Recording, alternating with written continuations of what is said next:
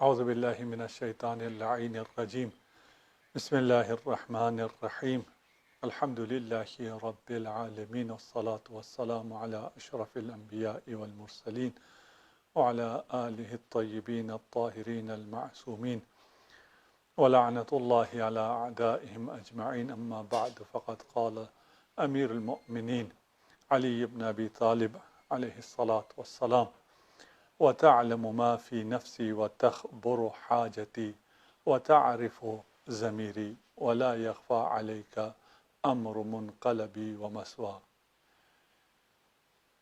مناجات شعبانیہ امیر المؤمنین علی بن ابی طالب علیہ الصلاۃ والسلام کی وہ مناجات ہے۔ دعا اور مناجات میں فرق یہ ہے کہ دعا دور جو ہوتا ہے وہ پکارتا ہے، اور جو نزدیک ہو وہ نجوا کرتا ہے، وہ سرگوشی کرتا ہے، وہ مناجات کرتا ہے۔ اور یہ وہ مناجات ہیں امیر المؤمنین علیہ الصلاۃ والسلام کی جسے آپ کے اپنے نام سے یہ مشہور ہے، اور آپ کے بعد تمام ائمہ نے اس مناجات کا سہارا لیا ہے، اس مناجات کا زمزمہ کیا ہے، اور ان مناجات کے ذریعے خدا کو پکارا ہے۔ وَتَعْلَمُ مَا فِي نَفْسِي، امیر المومنین ارشاد فرما رہے ہیں کہ اے اللہ تو جانتا ہے میرے دل میں کیا ہے، وَتَخْبُرُ حَاجَتِي، اور تو میرے دل کی حالت سے بھی آگاہ ہے اور میری حاجت سے بھی باخبر ہے۔ وَتَعْرِفُ ضمیری، تو میرے دل کا، میرے ضمیر کا حال بھی جانتا ہے۔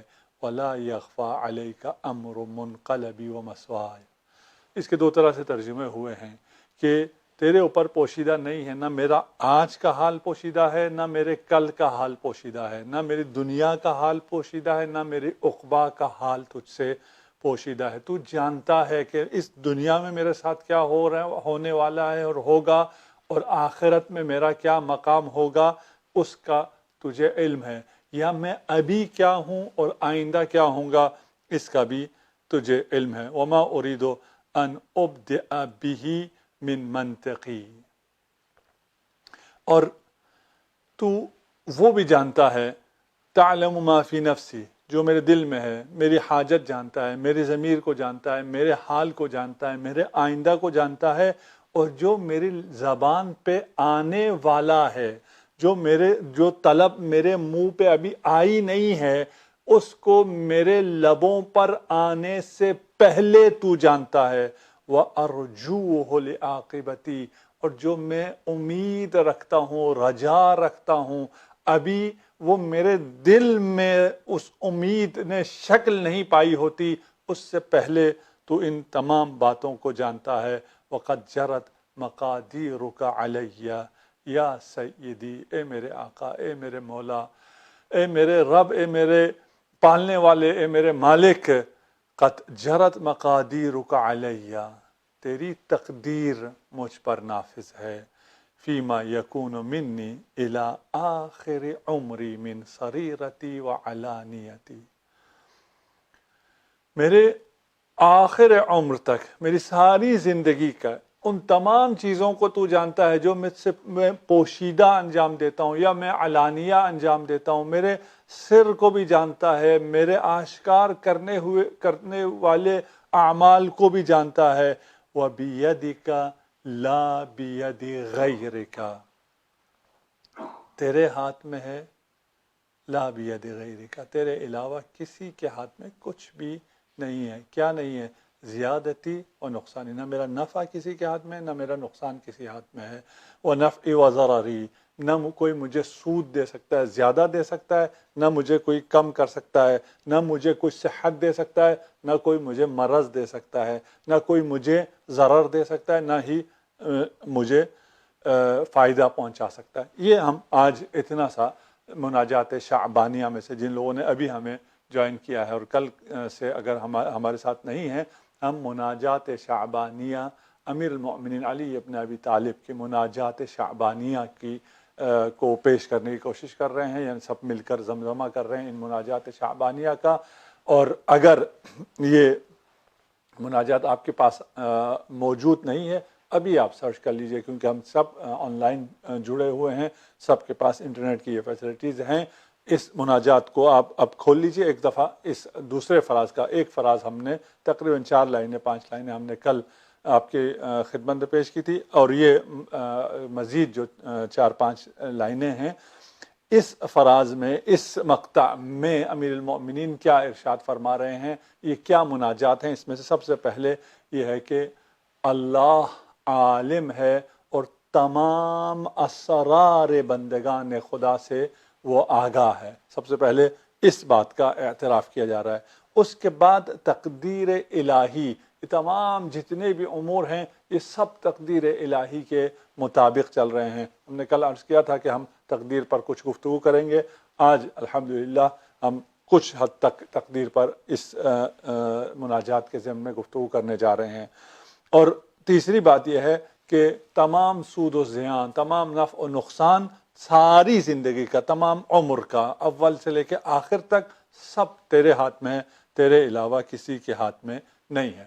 اس فراز میں سے سب سے پہلے جو ہم نے شروع کیا، تعلم ما فی نفسی وتخبر حاجتی، کہ تو آگاہ ہے میرے دل کے حال سے، تو آگاہ ہے اس حاجت سے جو میں رکھتا ہوں، میری ضرورت سے تو آگاہ ہے، اور ان ضرورت اور حاجت کو دعا بن کر لب پر آنے سے پہلے یا حتیٰ اس تمنا کو دل میں جگہ پانے سے پہلے تو ان تمام چیزوں سے باخبر ہے۔ وما آیت ہے، وما يعزب عن ربك من مثقال ذرة في الارض ولا في السماء، زمین و آسمان میں کوئی مثقال ذرہ، کوئی اس وقت سب سے چھوٹی چیز جو انسان فرض کر سکتا تھا وہ مثقال ذرہ ہے، وإلا یہ جو آپ کو نظر نہ آنے والا وائرس ہے، یہ بھی کوئی بھی زمین و آسمان میں کہیں بھی ہو، وہ اللہ کے علم میں ہے اور اللہ سے پوشیدہ نہیں ہے۔ یعلم خائنۃ الاعین وما تخفی الصدور، وہ خدا وہ ہے جو خائنۃ الاعین کو جانتا ہے۔ خائنۃ الاعین کیا ہے؟ یعنی وہ وائرس جو آنکھوں سے نظر نہیں آتا ہے، وہ خدا اس وائرس کو بھی جانتا ہے۔ یہاں پر جو بات ہو رہی ہے اور جو باتیں بیان ہو رہی ہیں وہ یہ ہے کہ خدا ہر چیز سے آگاہ ہے۔ یہاں ایک جو داستان ہے اور بیان ہوا ہے اور ہم لوگوں نے سن بھی رکھا ہے، جب حضرت ابراہیم کو آتش نمرود کی طرف پھینکا جا رہا تھا، جبرائیل آئے اور انہوں نے پوچھا کہ کوئی حاجت ہے، کوئی کام ہے، تو وہاں پر حضرت ابراہیم نے کہا علمہ بحالی حسبی من سؤالی، کہ کیونکہ میرا رب، مجھے حاجت میرے رب سے ہے اور میرا رب میرے حال کو جانتا ہے۔ علمہ بحالی، میرے حال کو میرا رب جانتا ہے، وہ علم رکھتا ہے کیونکہ وہ آگاہ ہے، عالم ہے۔ حسبی عن سؤالی، مجھے سوال کرنے کی ضرورت ہی نہیں ہے، مجھے مانگنے کی ضرورت ہی نہیں ہے۔ اب رہ گیا کہ آیا ہمیں مانگنا چاہیے یا نہیں مانگنا چاہیے، یہ ایک الگ داستان ہے، یہ الگ بات ہے۔ یہاں تک ہم کیا کہہ رہے ہیں؟ ہم یہاں تک یہ بات کر رہے ہیں کہ جب امیر المؤمنین مناجات کر رہے ہیں، وہ شخصیت جو انتہائی قریب ہے، اللہ کی معرفت رکھتی ہے، اس ہستی کے لیے یہ بات صحیح ہے، علمہ بحالی حسبی من سؤالی، لیکن پھر بھی وہ ہستیاں بھی اور حتیٰ خطبی مرتبت بھی سوال کرتے ہیں اپنے ہر موقع پر، اور حتیٰ وہ جو معلم بشریت ہے اس کے لبوں پر ہمیشہ ربی زدنی علما، جسے اس دنیا میں سب سے زیادہ علم نصیب ہوا ہے، وہ پھر بھی ہمیشہ علم کا سوال کرتا ہوا نظر آتا ہے۔ وہ ایک الگ بات ہے کہ اللہ سے ہر چیز کا، ہر چھوٹے اور بڑے چیز کا اللہ سے سوال ہونا چاہیے، لیکن یہ ایک الگ مرتبہ معرفت ہے کہ علمہ بحالی، وہ میں زبان پہ لانے سے پہلے اسے اس کا علم ہے، اور اسی وجہ سے میں دوبارہ اس سے مانگ نہیں رہا۔ یہ دونوں اپنی اپنی جگہ ہیں، ان کو اگر اپنی جگہ رکھ کر آپ سمجھ سکتے ہوں تو بہت اچھا ہے. وقد جرت مقادیرک علی یا سیدی، تیری تقدیر مجھ پر نافذ ہے.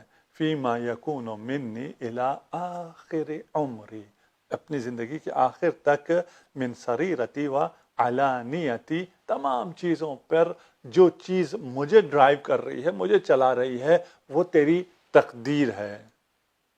اچھا، اگر تقدیر الہی ہمیں چلا رہی ہے، اور تقدیر الہی میں تھا کہ اس دنیا کو ایک دفعہ سٹاپ ہو جانا ہے، اس دنیا کو ایک دفعہ لاک ڈاؤن ہو جانا ہے، اس دنیا میں ایک دفعہ مرض کو پھیلنا ہے، اس وائرس سے سب کو خوف میں مبتلا ہونا ہے، تو پھر میرے دعا کا کیا فائدہ ہے؟ میں کیوں دعا کر رہا ہوں؟ آیا قضاء و قدر اور تقدیر الہی ہے یا نہیں ہے؟ اور اگر ہے تو پھر میرا اس میں کیا کردار ہے؟ اس بات کو آج ہم تھوڑا سا سمجھنا چاہیں گے. تقدیر الہی یا قضاء و قدر کو آپ ایک درخت کی مثال دیجیے، اس جیسے درخت کی اگر بڑا ہو جس میں بہت زیادہ شاخیں ہیں. اب مجھے نہیں پتا یہ آپ کے پکچر کے فریم میں ہے یا نہیں ہے، اور اس شاخ کی میں اس کی بات کر رہا ہوں. ایک درخت ہے جس کی بہت سی شاخیں ہیں. جب بہت سی شاخیں ہیں تو اس کا مطلب یہ ہے کہ دعا بھی ان شاخوں میں سے ایک شاخ ہے، یعنی خود دعا بھی تقدیر الہی ہے کہ یہ جب حالت ہوگی اس میں سے وہ لوگ جو احتیاط کریں گے محفوظ رہیں گے، جو احتیاط نہیں کریں گے وہ لوگ مبتلا ہو جائیں گے. جو دعا کریں گے وہ محفوظ رہیں گے، جو دعا نہیں کریں گے وہ لوگ محفوظ نہیں رہیں گے. یہی تقدیر الہی ہے. خود دعا مصداق قضاء الہی ہے. ایک ثانیاً، دعا قضاء الہی یعنی تقدیر الہی میں ایک چیز لکھ دی گئی ہے، فلاں شخص کی موت فلاں تاریخ کو ہونی ہے، 2020 میں فلاں مہینے میں فلاں شخص کو موت واقع ہونی ہے. یہ تقدیر الہی ہے. الدعاء یرد القضاء وقد ابرم ابراما، وہ قضا جو حتمی ہو گئی ہو وہ اس حتمی قضا کو بھی دعا اٹھا لیتی ہے. یعنی تقدیر تبدیل ہو سکتی ہے. میری ساری زندگی تقدیر مقادیر الہی پر چل رہی ہے، لیکن وہ مقادیر الہی بہت سی شاخیں رکھتا ہے، اور ان میں سے بہت سے اگر ہیں. اگر احتیاط کروں بچ جاؤں گا، اگر احتیاط نہ کروں مبتلا ہو جاؤں گا، اگر سوشل ڈسٹینسنگ رکھوں بچ جاؤں گا، اگر گلتا ملتا رہوں تو وائرس میں مبتلا ہو جاؤں گا، اگر تقوی اختیار کروں تو مجھے نجات ملے گی، اگر تقوی اختیار نہ کروں. اب ان تمام اگر میں کس کو اختیار کرنا ہے وہ بھی علم الہی میں بھی ہے، وہ لکھا ہوا بھی ہے، لیکن آپ مجبور نہیں ہیں. اس لیے کہ اگر لکھا ہوا بھی ہو کہ اس نے نہیں کرنا ہے اور اس نے احتیاط نہیں کرنا، احتیاط نہ کرنے کو ایسے مبتلا ہوگا، مبتلا ہونے کی صورت میں یہ مر جائے گا، اس کی موت واقع ہو جائے گی. لیکن اگر کوئی دعا کرتا ہے یا وہ خود دعا کرتا ہے، ماں باپ کی دعا سے، کسی بزرگ کی دعا سے، کسی عالم کی دعا سے، یا خود اس کی دعا سے، یہ قضا یہ حتمی بھی تبدیل ہو سکتی ہے. اچھا، خود رسول خدا سے پوچھا، حدیث میں ہے کہ آیا ہو سکتا ہے کہ جہاں دنیا میں جو کچھ ہونا ہے وہ سب کچھ لکھا ہوا ہے، پھر دعا کا کیا فائدہ، پھر دوا کا کیا فائدہ؟ میں دعا کیوں کروں، میں دوا کیوں لوں؟ میں دعا کیوں کروں، میں احتیاط کیوں کروں؟ اب یہ دونوں، ان کا کوئی اثر نہیں رہا. جو ہونا ہے وہ ہو کر رہے گا. یہ جہالت کی باتیں ہیں جو بہت سے علماء نما لوگوں سے آج کل ہم سن بھی رہے ہیں. سوشل میڈیا پہ یہ باتیں پر ہیں، اور ابھی تو کچھ ہوش آ گیا ہے. شروع میں بہت زیادہ اسٹرانگلی وہ آئے تھے کہ اللہ کی تقدیر میں جو ہے وہ ہو کے رہے گی، ہمیں کوئی احتیاط کرنے کی ضرورت نہیں، ہم اپنی گیدرنگ اور مخصوصاً جو ریلیجیس گیدرنگ ہے اس کو جاری و ساری رکھیں. نہیں، احتیاط کی ضرورت ہے. احتیاط بھی کریں، دعا بھی کریں. اس لیے کہ رسول خدا نے خود دعا میں فرمایا، جب ان سے پوچھا گیا کہ پھر دعا اور دوا کی کیا ضرورت ہے، تو خود رسول خدا نے حدیث میں فرمایا کہ دعا ہی تقدیر الہی ہے. اس کو ذرا اپنے ذہن میں بٹھا دیں، رسول سلمہ آپ کے اس جملے کو، کہ دعا ہی تقدیر الہی ہے. اچھا، اس میں پھر ایک سوال اور یوں آتا ہے کہ ایک عالم علیا ہے، عالم بالا ہے، وہ عالم جو کہ جہاں تقدیر لکھی جا رہی ہے، جہاں لوح محفوظ ہے اور وہاں پر فیصلے ہو رہے ہیں، وہ عرش کی باتیں ہیں، وہ کرسی کی باتیں ہیں، وہاں پر فیصلے ہوتے ہیں اور وہاں پر ہماری تقدیر لکھی جاتی ہے۔ اور ایک یہ عالم دنیا ہے، عالم سفلا ہے، جس میں ہم یہاں پر موجود ہیں۔ آیا یہ عالم سفلا، یہ پس دنیا اثر گزار ہے اس عالم علیٰ پر کہ وہاں کوئی تقدیر لکھی گئی ہے، وہاں کوئی فیصلہ ہوا ہے، یہاں اگر اس فیصلے کے خلاف کوئی درخواست جاتی ہے، کوئی دعا جاتی ہے، کوئی مناجات جاتی ہے، تو آیا اس درخواست کی بنا پر یہ فیصلہ تبدیل ہو سکتا ہے یا تبدیل نہیں ہو سکتا ہے؟ یعنی آیا انسان کا ارادہ، انسان کی خواہش، انسان کی تمنا اس عالم میں تبدیلی لا سکتی ہے یا تبدیلی نہیں لا سکتی ہے؟ یہاں آپ کو قضاء و قدر سمجھ میں آ جائے گا۔ قضاء و قدر کے ساتھ، تقدیر کے ساتھ ایک چیز اور بھی ہے، بدا۔ یہ اگر اس کو تھوڑا سا پڑھیے گا بھی ان چیزوں کو، اور بدا کے خلاف بہت سے لوگوں نے بغیر پڑھے، بغیر سمجھے بہت بولا ہوا ہے۔ اگر اس قسم کی کچھ آپ کو سننے یا پڑھنے کو ملے تو اس سے پہلے تھوڑا سا سمجھ لیجئے، پھر پڑھیے جو بھی پڑھنا ہے، پھر سنیے جس کو بھی سننا ہے۔ تقدیر یعنی قضاء و قدر جو اللہ نے لکھ دیا ہے، وہ حتیٰ اگر حتمی بھی لکھ دیا گیا ہو، اسے بھی دعا تبدیل کر سکتی ہے۔ اور اگر ایک چیز کا فیصلہ ہو گیا ہے کہ فلاں شخص کو فلاں دن موت آنی ہے، اس کے بعد دعا کے نتیجے میں یہ موت اگر ٹل جائے تو اسے بدا کہتے ہیں۔ آیا بدا ممکن ہے؟ خدا جیسے نسخ ہے، تشریعیات میں نسخ، ایک آیت آئی، ایک حکم آئی، کچھ عرصے کے بعد وہ حکم منسوخ ہو گئی اور اس کی جگہ نیا حکم آ گیا۔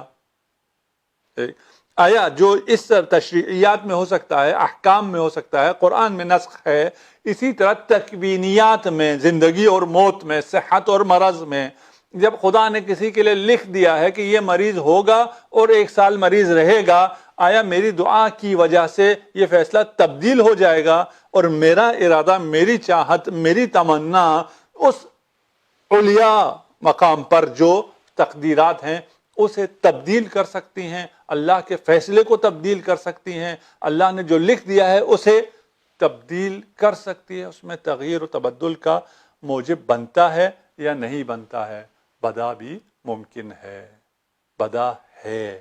وَيَمْحُ اللَّهُ مَا يَشَاءُ وَيُثْبِتُ وَعِندَهُ الکتاب۔ وہ عالم علیہ میں جو آپ کی تقدیر لکھی گئی ہے، الکتاب میں لکھ دیا ہے، لکھنے کے بعد بھی، حتمی کرنے کے بعد بھی، یمحو اللہ ما یشاء، جسے چاہے خدا مٹا سکتا ہے، تبدیل کر سکتا ہے، وَیُثْبِتُ، جسے چاہے نہیں مٹائے گا، اس کو وہیں پہ برقرار رکھے گا۔ خدا کسے چاہے گا، کسے نہیں چاہے گا؟ خدا جو آپ چاہیں گے، یعنی خدا سے دعا کریں گے، اگر آپ کی دعا کو خدا نے قبول کیا تو آپ کے ارادے کے مطابق خدا نے یہ تبدیلی کی ہے اپنے تقدیر میں، اپنے قضاء و قدر میں۔ اسی لیے سید الشہداء امام حسین علیہ السلام دعائے عرفہ میں فرماتے ہیں، الہی ان اختلاف تدبیرک وسرعت طواء مقادیرک منع عبادک العارفین بک عن السکون الى عطاء والیأس منک فی بلاء۔ اے اللہ، تیری تدبیر میں اختلاف، تیرے تقدیر میں دگرگونی، یہ جب بندوں نے، عرفاء نے، عام لوگ تو نہیں دیکھ سکتے، عارفین جب اس کو دیکھتے ہیں کہ تیری تقدیر ایک انسان کے تڑپ جانے سے، مضطر ہونے سے، پکارنے سے، دعا کرنے سے، مناجات کرنے سے تبدیل ہو جاتی ہے، تیری تقدیر بدل رہی ہے، تو پھر جو عارف ہے وہ سکون میں آ جاتا ہے، کیونکہ تو عطا کرنے والا ہے۔ یہ ساری دنیا، ساری کائنات کا مدبر تو ہے، تقدیر لکھنے والا تو ہے، لیکن یہ تقدیر ساز فیصلے انسان کے ارادے اور عمل کے حوالے کر دیا ہے۔ انسان کو نا امیدی رہتی ہی نہیں ہے۔ سب سے زیادہ بڑی نا امیدی کیا تھی؟ خدا نے لکھ دیا ہے اب تو وہی ہونا ہے، نہیں وہی نہیں ہونا ہے، تو اگر چاہے تو پھر وہ ہوگا جو تو چاہے گا، وہ ہوگا جو میں چاہوں گا۔ اور یہ مشیت الہی ہے، یہ نہیں کہ میری چاہت اللہ کی مشیت پر بھاری آ جائے گی، نہیں، اللہ کے ہاں امام جعفر صادق علیہ الصلوۃ والسلام نے فرمایا ہے کہ اللہ کا علم دو طرح کے علم ہے۔ ایک وہ علم ہے جو علم غیب ہے، جسے اللہ کے سوا کوئی بھی نہیں جانتا ہے، اور اسی میں سے بدا ہے۔ اس بات کو کوئی نہیں جانتا ہے کہ جو فیصلہ ہو گیا ہے وہ فیصلہ کس کے التماس پر، گریے پر، زاری پر اور کس کے گڑ گڑانے پر کب تبدیل ہوگا، کب تبدیل نہیں ہوگا، خدا کسی کو مہلت دے گا یا مہلت نہیں دے گا، یہ سب علم غیب ہے جس کا کوئی علم نہیں رکھتا۔ اور علم کا دوسرا حصہ وہ ہے جو خدا نے ملائکہ کو، اپنے پیغمبروں کو، انبیاء کو اور رسولوں کو عطا کیا ہے، اور جو کچھ خدا نے ملائکہ کو، انبیاء کو، رسول کو عطا کیا ہے وہ سب امام جعفر صادق علیہ السلام فرماتے ہیں کہ وہ سب ہم جانتے ہیں، اس کا ہمیں علم ہے۔ بس کائنات میں دو قسم کے فیصلے ہیں، علم خدا یعنی فیصلہ، دو قسم کے فیصلے ہیں، ایک وہ جو اٹل ہے، ناقابل تغییر ہے اور اس میں تبدیلی نہیں آ سکتی ہے، اور کچھ فیصلے ایسے ہیں جو کہ تبدیلی جس میں آ سکتی ہے اور وہ قابل تغیر ہے۔ اچھا، جو ناقابل تغیر ہے اور ثابت ہے، وَلَن تَجِدَ لِسُنَّتِ اللَّهِ تَبْدِيلًا، اللہ کی سنت، اللہ کے دستور کو کوئی تبدیل نہیں کر سکتا ہے۔ اچھا، دوسرے کون سے فیصلے ہیں جس میں تبدیلی ممکن ہے؟ اچھا، اب یہاں پر ہو سکتا ہے کچھ لوگوں کو مشکل پیش آئے، اس آیت کو سب مانتے ہیں، سب اسی طرح سمجھتے ہیں جس طرح ابھی ہم پیش کریں گے، ان اللہ لا یغیر ما بقوم حتی یغیروا ما بانفسہم، خدا اس قوم کی تقدیر کو نہیں بدلتا جسے خود اپنی تقدیر بدلنے کا خیال نہ ہو۔ یعنی میں نے اگر اپنی تقدیر کو بدلنا ہے تو میں بدل سکتا ہوں، اس کے لیے مجھے کیا کرنا ہوگا؟ اس کے لیے مجھے خود ارادہ کرنا ہوگا، اس کے لیے مجھے خود ہمت کرنی ہوگی، اس کے لیے مجھے خود عمل کرنا ہوگا۔ اگر میں ہمت کرتا ہوں، ارادہ کرتا ہوں، عمل کرتا ہوں، ان اللہ یغیر لا یغیر بقوم، یعنی اللہ تبدیل نہیں کرتا۔ کب تک نہیں کرتا؟ جب تک وہ خود سے نہ کریں۔ وہ خود سے کریں تو کیا ہوگا؟ ان کے کرنے سے کچھ نہیں ہوگا، ان کے کرنے سے کوئی چیز تبدیل نہیں ہوگی، تبدیل خدا نے ہی کرنا ہے۔ ان اللہ لا یغیر ما بقوم، کسی بھی قوم کے تقدیر میں تبدل اور تغیر نہیں کرتا خدا، مگر ان کے وہ خود کریں، وہ خود چاہیں، وہ خود عمل کریں، وہ خود گریہ کریں، وہ خود محنت کریں۔ اگر محنت کریں گے تو تغیر ہوگا، اگر نہیں کریں گے تو نہیں ہوگا۔ یہ اگر بدا سمجھ سکیں، اگر تقدیر کو سمجھ سکیں، اگر ان باتوں کو ہم ہضم کر پا رہے ہیں۔ اب مجھے معلوم نہیں ہے کہ اور مختلف قسم کے لوگ بیٹھے ہوئے ہیں، کس کو کس حد تک یہ باتیں سمجھ میں آ رہی ہیں، تھوڑی سی بعض جگہ پر ہو سکتا ہے پیچیدگی ہو سمجھ میں آنے کے لیے۔ رسول خدا، اچھا یہ بھی میں بتاتا چلوں اور آپ کو یہ بھی عرض کر دوں، یہ بھی کوئی ایسی بات نہیں ہے۔ بدا، ہاں اہل بیت نے بدا کا تعارف کرایا ہے اور مکتب اہل بیت بدا کا قائل ہے، باقی لوگ بدا کے قائل نہیں ہیں، بدا کو نہیں سمجھے ہیں، نہیں کہ قائل نہیں ہے، اصلا سمجھے ہی نہیں ہے، اور بغیر سمجھے اس کا انکار کیا ہے۔ اور یہ احسان عظیم اہل بیت نے ہم پر کیا ہے کہ ہمیں بدا سمجھایا ہے۔ بدا سمجھنے کا مطلب یہ ہے کہ انسان مایوس ہو سکتا ہی نہیں ہے، ہو ہی نہیں سکتا انسان مایوس ہو جائے۔ ابھی لگتا یہ ہے کہ خدا نے لکھ دیا ہے کہ یہ ساری دنیا ایک دفعہ رک جائے گی اور کئی ملین لوگ اس وائرس سے افیکٹ ہوں گے، لاکھوں لوگ اس سے مریں گے۔ اب ہم کیا کر سکتے ہیں؟ ہم کیوں اس کے لیے علاج تلاش کریں؟ ہم کیوں احتیاط کریں؟ جو خدا نے لکھا ہے لاکھوں مارے جائیں گے، اس میں سے اگر میں بھی ہوا تو میں مر جاؤں گا، نہ ہوا تو میں نہیں مروں گا۔ اس قسم کی باتیں کی جا رہی ہیں کہ بھئی فلان جگہ پر اتنے لوگ، ایک گھر میں ایک آدمی مرا، دوسرا نہیں مرا، وبائی مرض آنے کی وجہ سے، وغیرہ وغیرہ۔ لیکن اگر ہم اس کو وہ دیکھیں اچھا جی، آپ کے سوالات پھر بہت زیادہ آگے ہیں، تو ہم اس کو یہاں پر ایک دو تین حدیثیں پیش کرنے کے بعد میں روک کے آپ کے سوالات لیتا ہوں، اور جبکہ ٹائم ابھی شاید اتنا نہیں ہوا کہ آپ کے سوالات آنا شروع ہو جائیں۔ بہرحال ہمیں بہتر ہے، ہمارے لیے بہت اچھا ہے، آپ مزید بھی سوال بھیجیے، اور جو ہمیں آتا ہوگا ہم جواب دیں گے، جو نہ آتا ہو تو ہم آپ کے سامنے اپنی لا علمی کا اعتراف کریں گے کہ یہ ابھی ہمارے ذہن میں نہیں ہے یا ہمارے علم میں نہیں ہے، ہم آپ کے پیش کریں گے۔ اچھا، بات میں کیا سمجھا رہا تھا، ایک یہ بات حتمی ہے کہ جو بدا کا قائل ہے وہی دعا کرے گا، وہی مایوس نہیں ہوگا، وہ کبھی بھی مایوس نہیں ہوگا، کسی بھی مرحلے میں مایوس نہیں ہوگا، اس لیے کہ کسی بھی مرحلے میں پہنچ کر خدا اپنی تقدیر کو تبدیل کر سکتا ہے، اپنے فیصلے کو تبدیل کر سکتا ہے، آپ کو مرض میں انتہائی موت کے دہانے پر لے جا کر بھی واپس لا سکتا ہے، سب اس کے قبضے قدرت میں ہے، وہ سب جانتا ہے، اس کا اختیار سب چیزوں پر ہے، سب چیزوں میں سے آپ کا حال، آپ کی دعا آپ کے دل میں آنے سے پہلے اس کا علم ہے، اور یہ اتفاقی ہے، اس میں کوئی اختلاف نہیں ہے۔ اگر آپ کو سمجھ میں آنے کے لیے تھوڑا سا مشکل ہو رہا ہے تو یہ کہیں پتہ نہیں یہ شیعہ اسکول آف تھاٹ کا ہے اور ہمارا نہیں ہے یا کیا ہے، اس لیے میں دو چار احادیث اہل سنت مکتب فکر کی پیش کرتا ہوں تاکہ آپ کو ہو کہ یہ باتیں ساری لا يرد القضاء، صحیح ترمذی میں ہے لا يرد القضاء الا الدعاء،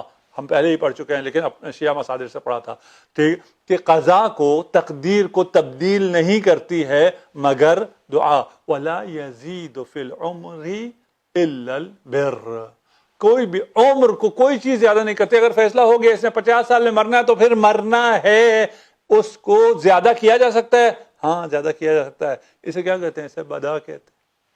اللہ نے فیصلہ کیا ہوتا ہے یہ 50 سال رہے گا، 50 سال، اب آپ نے کوئی نیکی کی، لا یزید فی العمر، صحیح ترمذی، لا یزید فی العمر الا البر، نیکی کے علاوہ کوئی بھی چیز عمر کو نہیں بڑھا سکتی، یعنی نیکی عمر کو بڑھا سکتی ہے۔ ابھی ان حالات میں اگر آپ کو اپنے عمر کو بڑھانا ہے تو پھر آپ کو نیکی کرنی ہے، آپ کو صدقہ دینا ہے، آپ کو ان غریبوں کا خیال کرنا ہے جو کہ ان حالات میں مشکل میں سے ہیں۔ ولا یزیدو، ابھی ابن ماجہ میں بھی ہے، یہ مستدرک حاکم میں بھی ہے، اور مسند احمد میں بھی ہے، لا یزید فی العمر الا البر ولا يرد القدر الا الدعاء، کہ عمر کو نیکی کے علاوہ کوئی تبدیل نہیں کر سکتی ہے، زیادہ نہیں کر سکتی، اور قضا، تقدیر الہی کو دعا کے علاوہ کوئی چیز تبدیل نہیں کر سکتے۔ یہ احادیث سب جگہ موجود ہیں، متفق علیہ ہے کہ دعا سے تقدیر تبدیل ہو جاتی ہے۔ اب دعا سے تقدیر تبدیل ہو جاتی ہے، اور یہ آیات قرآنی وغیرہ بھی ہیں، اس کو جب آپ بیان کرنے آتے ہیں تو پھر آپ کو اگر ہو سکتا ہے سمجھ میں نہ آتا ہو، وہ الگ مسئلہ۔ ان الرجل، اس میں یہ ہے کہ کوئی شخص لا يحرم الرزق لخطیئۃ یعملها، یہ جب رزق سے محروم ہوتا ہے تو یہ اپنے ہی کسی عمل کی وجہ سے، جو اس نے کوئی عمل، کوئی غلطی انجام دی ہوئی ہوتی ہے، اس غلطی کی وجہ سے یہ رزق سے محروم ہو جاتا ہے۔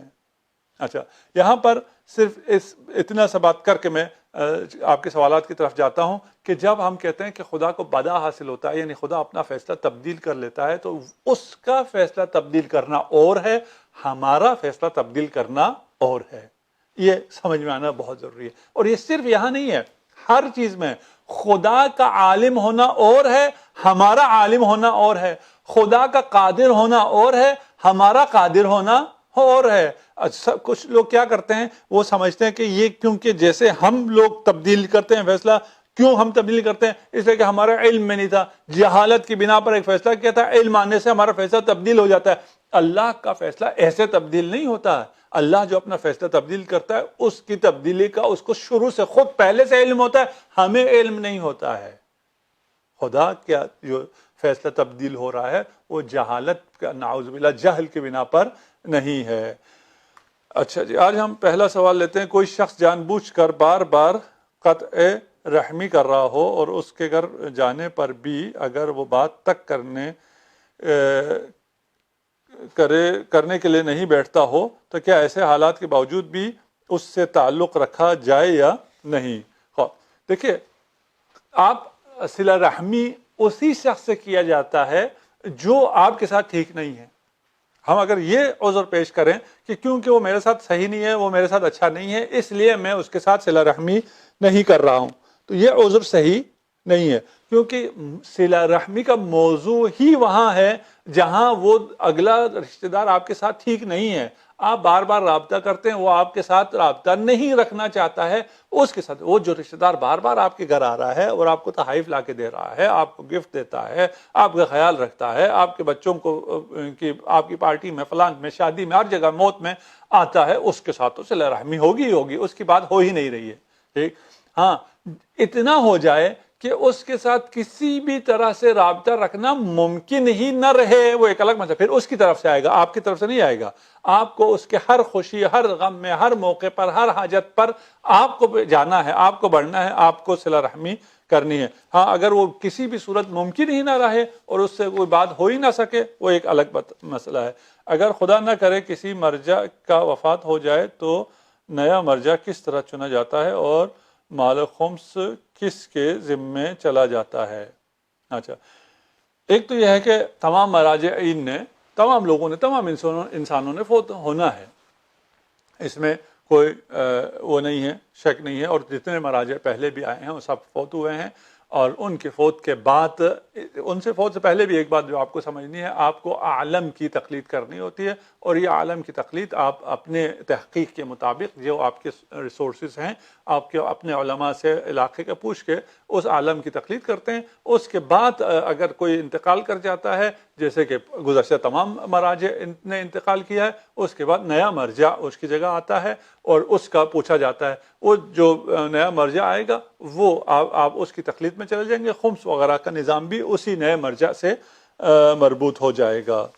یہ آج ہمارے اس میں نہیں تھا، پلیز خمس اور زکوٰۃ کو ایکسپلین کر کے بتائیں کن چیزوں پر ہے، فقہ عرفیہ میں زکوٰۃ کا کیا طریقہ ہے؟ اچھا، جو تقریر میں لکھا وہ دعا ٹل جاتا ہے تقدیر میں، ٹھیک۔ اچھا، اس میں سے ہم اگر یہ تقدیر پر رہیں تو ہم بہتر تھا، اور اس دوسرے سوالات ہم نے کیونکہ پڑھ دیا تو بہت مختصر جواب دیں گے، اور ان کے اپنا جب وقت آئے گا اس پہ مفصل بھی جواب دیں گے۔ خمس اور زکوٰۃ جو ہے وہ قرآنی اصطلاح میں ہر واجب مالی کو زکوٰۃ کہا جاتا ہے۔ اب اس کے بعد جب ہم ابھی آج کل کے اصطلاح میں خمس کہتے ہیں اور زکوٰۃ کہتے ہیں، وہ آپ اگر کہیں بھی سرچ کریں تو آپ کو مل جائیں گے کن کن چیزوں پہ زکوٰۃ واجب ہے، اور خمس جو ہے وہ بچت پہ واجب ہے۔ اس کے اوپر ہم پھر یا تو پروگرام کر لیں گے، یا اگر آپ کا وہ لکھا ہوا ہے تو آپ کو لکھ کے جواب دے دیں گے۔ تقدیر میں جو لکھا ہے وہ دعا سے ٹل جاتا ہے، ہم نے 4-5 روایات اس پر پیش کی ہیں کہ تقدیر میں جو بھی لکھا ہوگا اگر آپ دعا کریں گے وہ تقدیر بدل سکتی ہے۔ اس میں ہم نے کہا تھا کہ 2 قسم کے فیصلے ہیں، ایک فیصلے وہ ہیں جو حتمی ہیں، اٹل ہیں، وہ تبدیل نہیں ہوتے، دوسرے فیصلے خدا کے وہ ہیں جو آپ کی تقدیر میں لکھا ہوا ہے، جو کہ بدل سکتے ہیں اور وہ آپ کی دعا سے تبدیل ہو جاتے ہیں۔ مثلا ایک شخص اگر دعا کرے کہ خدا مجھے موت ہی نہ آئے، وہ موت آنا خدا کا اٹل فیصلہ ہے، تبدیل نہ ہونے والا فیصلہ ہے، وہ آپ کی دعا سے موت نہیں ٹلے گی۔ موت کا وقت ٹل سکتا ہے، اور ہمارے مکتب میں وبا میں آذانیں دینے کا کوئی اس بات ہے، دعا قبول ہونے کا کوئی مخصوص وقت مقرر ہے جس میں دعا قبول ہونے کا مکمل یقین ہو؟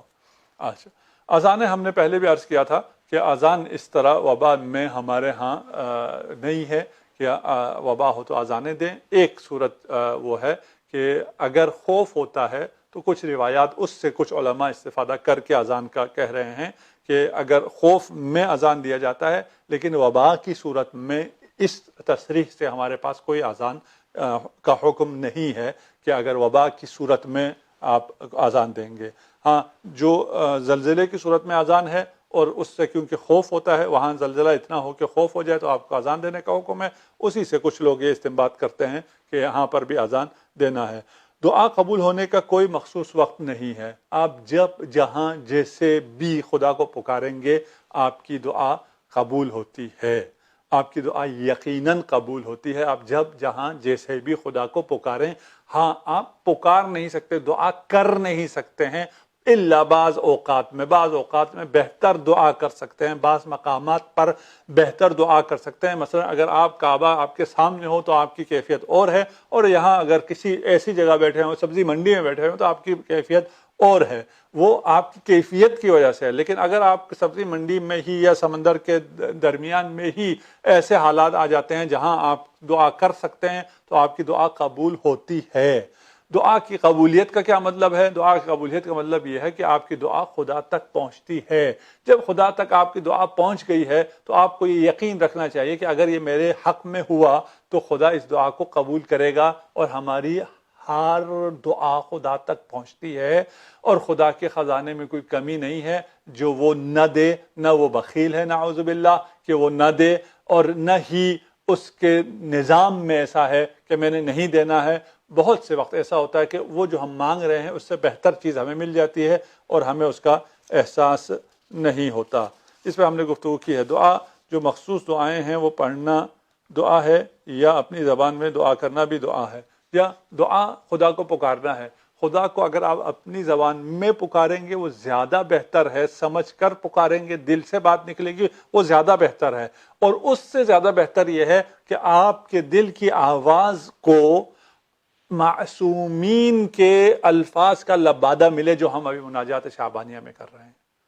ہم باتیں ہماری ہے، حاجت ہماری ہے، ہمارے دل کی آواز ہے، لیکن ہم میں وہ معرفت خداوندی نہیں ہے کہ ہم اس معرفت کے لیول تک پہنچیں کہ ہم ان کہہ سکیں خدا سے کہ علمہ بحالی، کہ وہ میرے حال سے واقف ہے، میرے دعا کو میرے لبوں پر الفاظ کا جامہ پہننے سے پہلے ہی وہ جانتا ہے، وہ میرے دل کے اندر موجود امید کو، رجا کو بھی جانتا ہے اس سے پہلے کہ وہ دل میں رجا انگڑائی لے۔ وہ ان سب باتوں سے واقف ہے، آگاہ ہے۔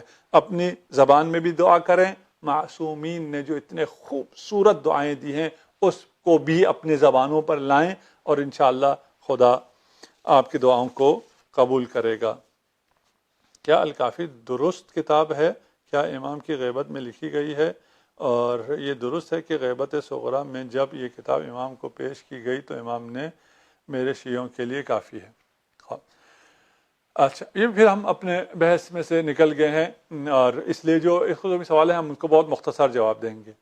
ہمارے ہاں کوئی بھی صحیح کتاب کا تصور نہیں ہے کہ یہ کتاب جو بھی ہے وہ صحیح ہے، جیسے اہل سنت کے ہاں صحاح کا تصور ہے، ہمارے ہاں اس کا کوئی تصور نہیں ہے۔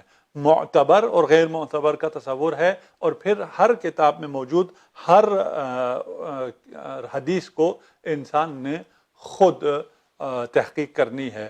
اور جہاں تک یہ تعلق ہے کہ امام تک یہ کتاب پہنچی یا نہیں پہنچی، اسے ہم یہ سوال ہو گئے ہیں پورے، اور اگر اور سوال ہیں تو ہم ان کو لیں گے، یا ہم اتنا آج کے لیے کافی ہے۔ اور آج ایک بہت بڑا نقصان ہوا ہے، اور ہمارے انتہائی مہربان اور مجاہد شخص جو ایسا جہاد کر رہا تھا، خاموشی سے اتنا بڑا کام کر رہا تھا جس کا بہت کم لوگوں کو علم ہے، حجت الاسلام والمسلمین قاضی غلام مرتضیٰ رحمۃ اللہ علیہ، آج ان کا انتقال ہوا ہے۔ اور آپ چنیوٹ میں کلیہ اہل بیت کے پرنسپل تھے، اور چنیوٹ میں اور اس کے گردنواح میں سینکڑوں پروجیکٹس پر آپ کام کر رہے تھے۔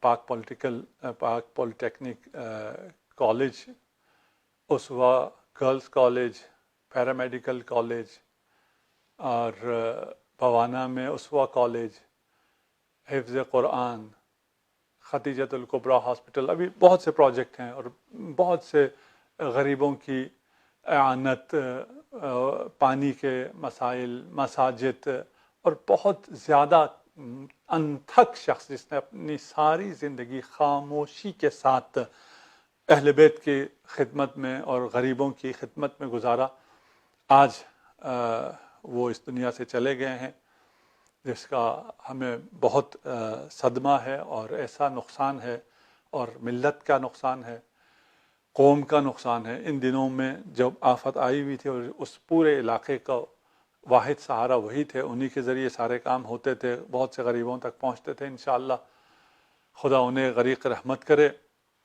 آپ بھی سب ان کو اپنی دعاؤں میں یاد رکھیں، اور انشاءاللہ ہم یہ آئندہ آنے والے دنوں میں بھی یہ سلسلہ جاری رکھیں۔ ہماری خدا سے دعا ہے کہ ہمیں انشاءاللہ وہ توفیق عنایت کرے کہ جس کے، اور وہ زبان عنایت کرے جس پر ہم مناجات امیر المؤمنین کو جاری کر سکیں، وہ دل عنایت فرمائے جس میں اس مناجات کی قدر ہو، وہ دل عنایت فرمائے جس میں خدا کا خوف ہو، ہمیں دنیا میں ہر اچھے کام کو انجام دینے کی توفیق عنایت فرما، اور ہر برے کام سے دور رہنے کی توفیق عنایت فرما، ہمیں امام زمانہ عجل اللہ فرجہ الشریف کے اعوان و انصار میں سے قرار دے، امام زمانہ عجل اللہ فرجہ الشریف کے ظہور میں تعجیل کے لیے بآواز بلند صلوات، اللہم صلی علی محمد